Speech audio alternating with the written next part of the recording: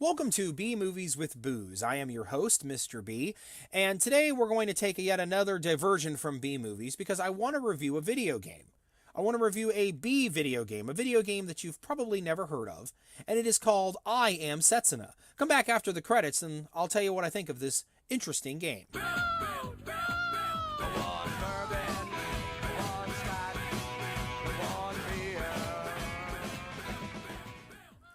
I Am Setsuna. It was released in 2016 on many platforms, PlayStation 4, Steam. You can get it, I guess, on the Nintendo Switch sometime in 2017. The story of this game is that it is in a world that is full of winter. It's always winter. And you follow the adventures of some characters. One of them, of course, is Setsuna. Setsuna is going to be sacrificed to appease monsters. This is pretty much every single JRPG that you've ever played. It is supposed to be a throwback to JRPGs of the 90s. Think Final Fantasy, Final Fantasy VI, and it's also supposed to be a throwback to Chrono Trigger. I would actually argue that it's in the same universe as Chrono Trigger, which we'll talk about later in the review. Chrono Trigger. Oh, golly. Things I could tell you about Chrono Trigger. Chrono Trigger came out when I was in high school. Chrono Trigger is pretty much my life. It came out when I was in high school. I had been through some emotionally scarring things as a teenager, and so the concept of time travel was something I was very much a fan of. I lived, breathed, ate, and slept this game all through high school. But seriously, Chrono Trigger is fantastic. And I Am Setsuna is supposed to be a throwback to that. It is billed as a nostalgic kind of look at Chrono Trigger. And so I was very excited to get I Am Setsuna. I bought it on sale around Christmas time, and I was very excited about it. It has many Chrono Trigger-esque things. The active time battle system, the idea of text, double text, triple text, combining your moves with other people to do neat attacks, to do different attacks. It has that in spades. There are so many different texts. It's actually really quite confusing to understand. I Am Setsuna actually featured a number of double and triple techs from Chrono Trigger. X-Strike. They call it Fire Cleave instead of Fire Sword, but it's essentially Fire Sword. They had Lightning Rod, which was very much like Frog and Chrono's double tech from Chrono Trigger. They had a number of these kinds of double techs that they had. They had barrier techs, which were similar to the ones in Chrono Trigger. Of course, they featured Antipode, or Antipode? Phonetically, it's Antipode. I don't know what the actual pronunciation is. Let's go with that. So they feature a number of different double and triple techs that were popular in Chrono Trigger. And the animations on them are really cool. They had Grand Cross. They had Universal Force, which is, I think, kind of like Mighty Force or something from Chrono Trigger. They have, of course, the frog, literally the giant frog text, just like out of Chrono Trigger. They have different triple techs that were awesome. All of the animations of these you can find on YouTube. The tech system was complicated, but really cool. That was something I really enjoyed. The music in I Am Setsuna, it's okay. It's good. It's not as catchy as the Chrono Trigger music. For example, when I was a young man waking up, if I'm stiff and sore and tired, even today, I still hear Robo's theme playing as he gets activated in Chrono Trigger and all the sparks are popping out of his joints. That's still my life. It's good. I mean, it's not bad. It's okay. I really enjoyed the graphics in I Am Setsuna. As far as the throwback nostalgia, the prettiness of it, my complaint is that it's perpetual winter. And so everything, while being winter-based, is cool. There's no change in seasons. There's not the typical desert level. There's not the typical fire level. There's not the typical levels that you see in a JRPG. There are monsters that have different attacks and different weaknesses based on elements, which there are elements just like Chrono Trigger and Final Fantasy, and you play those off of each other. But you don't have a way of knowing it. So, for example, in a desert environment, you would expect water elements to do more damage than fire elements. Or if it's really rainy, think Final Fantasy X, thunder is going to do damage to water-based things. This didn't really happen in I Am Setsuna. Like, you just kind of guess. You use fire and it does no damage. And you're like, oh, I guess these guys are super strong against fire. I better use something different. That was one of my issues with the game. So what were some other good things? The plot's not bad. It does have some twists and turns near the end because in some ways you might think, "Oh, this is a Final Fantasy X kind of plot with a sacrifice to appease monsters." That is true. That is something that is a good complaint. But overall, the twists at the end were good. There are some timey-wimey things in it that remind me of Chrono Trigger, and I think it is the same universe. And one of the reasons I would argue that is one, if you read all of the little flavor text, I guess is the best word I could use, that goes with the different weapons and the different histories and the different people you talk to. At one point, there was an ancient kingdom that fell, and now the world is covered in perpetual winter. If you follow the Chrono Trigger theories, if you follow the Chrono Trigger timelines, and you combine that with Chrono Cross, what you find is that here's my theory. I'm just going to lay it all out for you.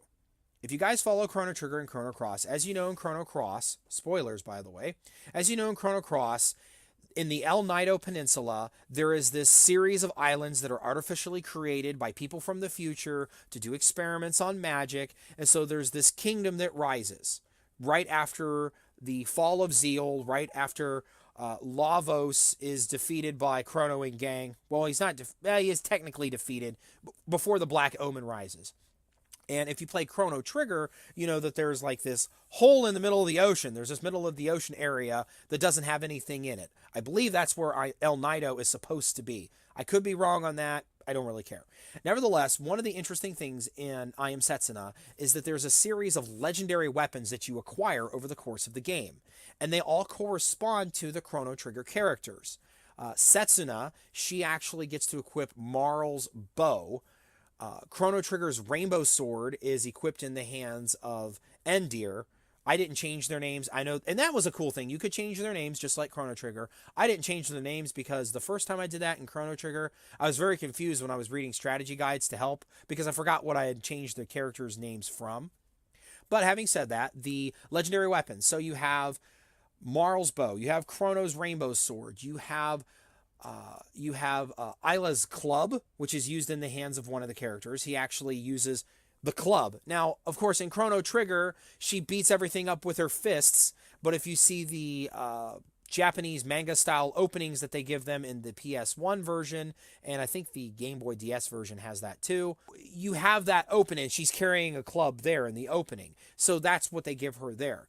There's a character who uses the same weapon as the Fiend Lord, and I'm calling him Fiend Lord for all you young people who don't know who he is.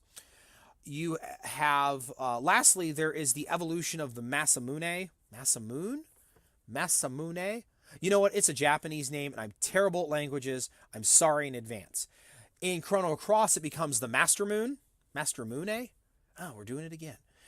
Nevertheless, the princess, and it's not Setsuna, the princess that comes into your party in the game, she actually ends up wielding the they give it a new name, but basically it's a play on the legendary weapon of old that used to be inhabited by two spirits, just like Frog's legendary weapon and the legendary weapons in Chrono Cross. So all of the characters have these legendary weapons, and there's backstory. So I think it is the same universe. Another spoiler that's kind of neat is there is a throwback to one of the alternate endings in Chrono Trigger, which was the writer's room, the director's room. There actually is that in I Am Setsuna. So there were a lot of good things in this game, but there are a lot of honest problems. One of them is that the monsters are a little bit repetitive. Another issue with the game is the overall plot. The plot itself was cool. I like the plot, but like all good JRPGs, you get to this point where you can suddenly do all the side quests. In Chrono Trigger, that was after the rise of the Black Omen. You go to the end of time, Gasper gives you all these little quests you can do. I Am Setsuna didn't have that. Once you acquire the airship, because you have to acquire an airship, it's a JRPG. I mean, come on.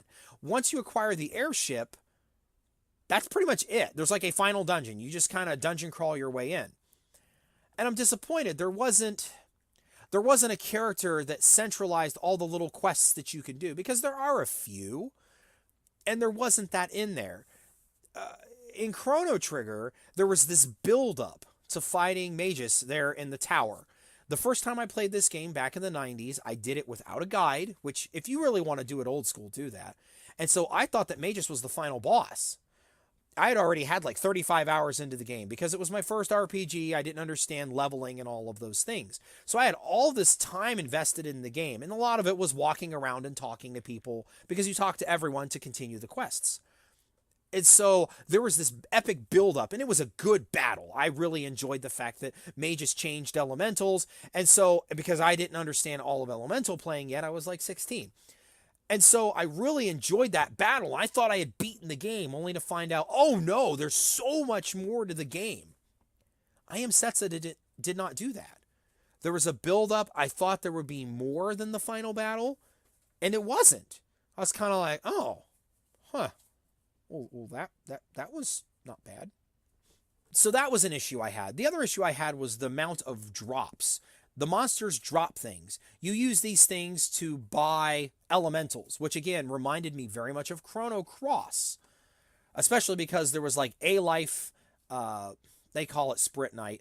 There was, or Spirit Night. I don't know. I'm terrible at pronouncing things, but there was like one for life and one for life 2, which was very much reminding me of Chrono Cross. That part was cool. I like the idea of building up almost like a deck of cards. What different magic attacks you have determine what techs you could use, and double techs and triple techs and resistances in battle. I thought that was super detailed.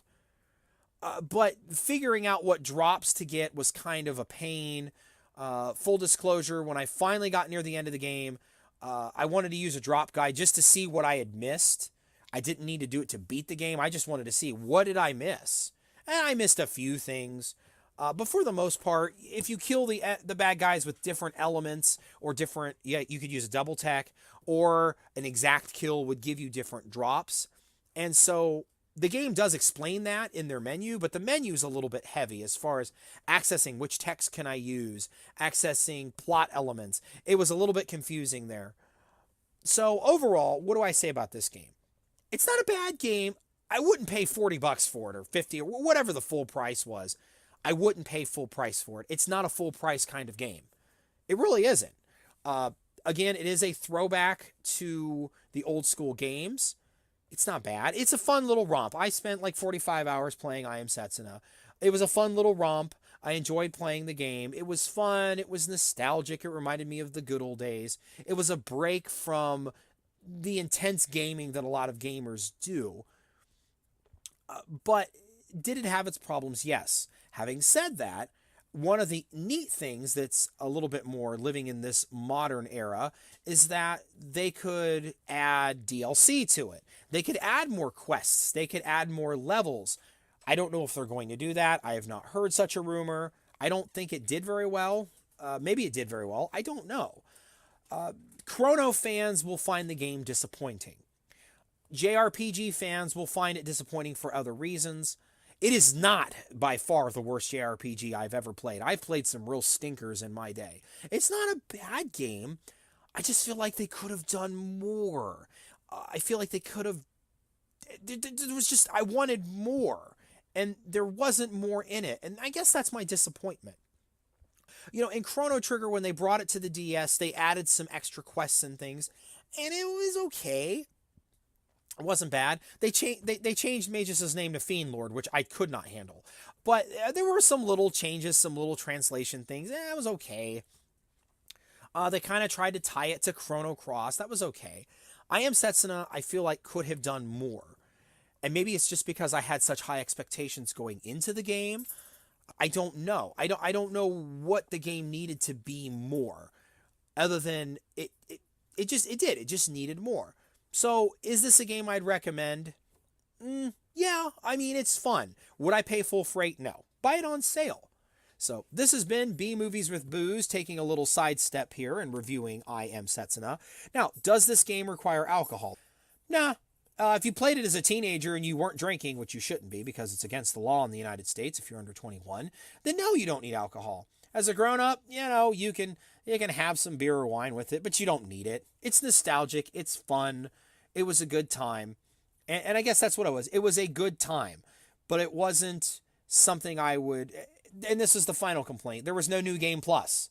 If you're going to make a game based in the Chrono Trigger style and throw back to Chrono Trigger, there's no New Game Plus. A New Game Plus would at least have been interesting. You could try different bosses with different characters or try different bosses with super cool attacks. There was no New Game Plus, and I think that was part of my issue. So there you go. I am Setsuna. B Movies with Booze. Don't forget to click like and subscribe.